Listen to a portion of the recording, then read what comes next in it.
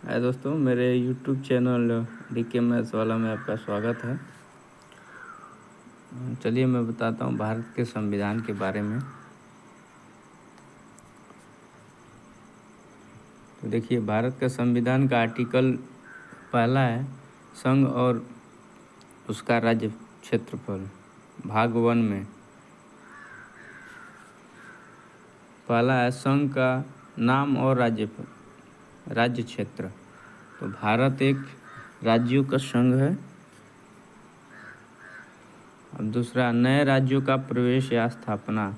हम किसी नए राज्य का स्थापना कराते हैं या फिर प्रवेश कराते हैं तो आर्टिकल 2 के तहत कराते हैं, अनुच्छेद 2 के तहत कराते हैं।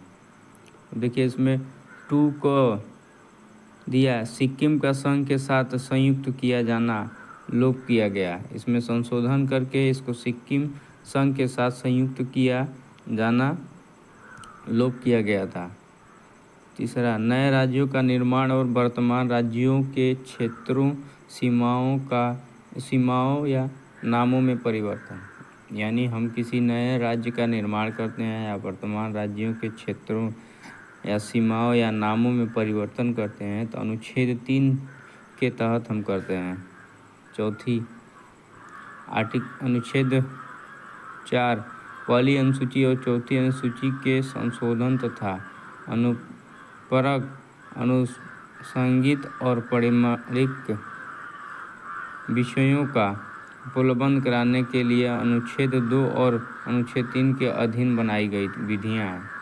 इसमें अनुच्छेद 2 और अनुच्छेद 3 के द्वारा बनाई गई विधियाँ हैं। अब भाग 2, नागरिकता। इसमें अनुच्छेद 5 संविधान के प्रारंभ पर नागरिकता, यानी नागरिकता का उल्लेख अगर जो किया जाता है तो अनुच्छेद 5 में संविधान के नागरिकता का उल्लेख किया जाता है। छठवां, पाकिस्तान से भारत को प्रव्रजन करने वाले कुछ व्यक्तियों के नागरिक के अधिकार। यानी पाकिस्तान से भारत को प्रव्रजन करने वाले कुछ व्यक्तियों के नागरिकता के अधिकार। यानी पाकिस्तान से आए कुछ प्रयोजन के लिए नागरिकता का अधिकार यानी नागरिकता का प्रावधान रखा गया अनुच्छेद 6 में। पाकिस्तान को प्रव्रजन करने वाले कुछ व्यक्तियों के नागरिकता के लिए, यानी भारत के बाहर रहने वाले यानी विदेशों में रहने वालों के लिए भी भारत में नागरिकता के भी प्रावधान है, वो अनुच्छेद 8 में है। अब देखिए अनुच्छेद 9, विदेशी राज्य की नागरिकता स्वेच्छा से अर्जित करने वाले व्यक्तियों का नागरिक न होना। यानी विदेशी राज्य की नागरिकता स्वेच्छा से अर्जित करने वाले, अगर जो विदेश में आप नागरिकता लिए हैं तो आप भारत के एक नागरिक नहीं बन सकते हैं। अनुच्छेद 10, नागरिकता के अधिकारों का बना रहना। यानी नागरिकता के अधिकारों को किस तरीके से बने रहना उसके बारे में अनुच्छेद 10 में उल्लेखित किया गया है। ठीक। अनुच्छेद 11, संसद द्वारा नागरिकता के अधिकार का विधि द्वारा विनियमित किया जाना। यानी कि संसद द्वारा नागरिकता के अधिनियम का अधिकार का विधि द्वारा विनियम किया जाना, ये अनुच्छेद 11वें में है। ठीक। अब आते हैं कि अनुच्छेद भाग 3 और अनुच्छेद 12 में, इसमें परिभाषा के बारे में कहा गया है, यानी मूल अधिकार। इसमें भाग 3 में हमारा अधिकार क्या है उसके बारे में हमें बताया गया है। अनुच्छेद भाग 3 में और अनुच्छेद 12 में मूल अधिकारों से असंगत या उनका अल्पीकरण करने वाली विधियाँ।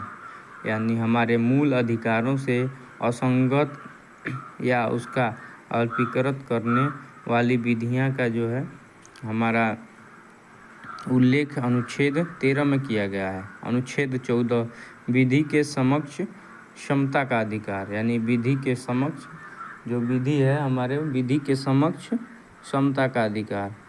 15वां धर्म, मूल, वंश, जाति, लिंग या जन्म स्थान के आधार पर विभेद का प्रतिषेध। यह उल्लेख जो है कि हमारा अनुच्छेद 15 में किया गया है। अब अनुच्छेद 16 लोक नियोजन के विषय में अवसर की क्षमता। 7वां अस्पृश्यता का अंत। 8वां उपाधियों का अंत। और अनुच्छेद और स्वतंत्रता का अधिकार, ये अनुच्छेद 19 में है।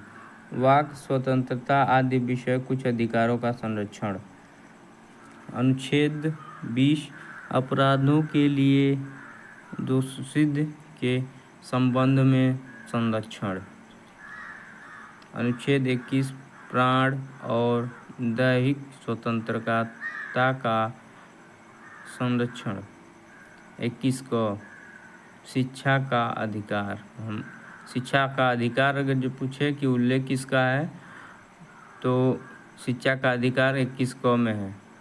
22 कुछ दशाओं में गिरफ्तारी और निषेध से संरक्षण। कुछ दशाओं में गिरफ्तारी और निषेध से संरक्षण की जो है व्यवस्था अनुच्छेद 22 में की गई है। शोषण के विरुद्ध अधिकार यानी अनुच्छेद 23 कहता है कि मानव के दुर्व्यवहार और बलात् श्रम का प्रतिषेध। 24 कारखानों आदि में बालक के नियोजन का प्रतिषेध। यह अनुच्छेद 24 में कहा गया है। धर्म की स्वतंत्रता का अधिकार। अनुच्छेद 25 अंतःकरण की और धर्म के अबाध रूप से मानने, आचरण और प्रचार करने की स्वतंत्रता है। यानी आप कुछ भी प्रचार और धर्म के अबाध रूप से आप कर सकते हैं। 26वां धार्मिक कार्यों के प्रबंध की स्वतंत्रता। कोई भी धार्मिक आप कार्य कर रहे हैं उसकी प्रबंध की स्वतंत्रता जो है अनुच्छेद 26 में है। किसी विशिष्ट धर्म की अभिवृद्धि के लिए करों के समुदाय के बारे में स्वतंत्रता। 28 कुछ शिक्षा संस्थाओं में धार्मिक शिक्षा या धार्मिक उपासना में उपस्थित होने के बारे में स्वतंत्रता। चलिए अब यहीं पर रुकते हैं, इतना सब पर्याप्त है। इसके बारे में डिटेल में आपको बाद में बताऊंगा, आप इतना पढ़ लीजिए। अब इससे ज़्यादा नहीं आएगा, इसमें इतना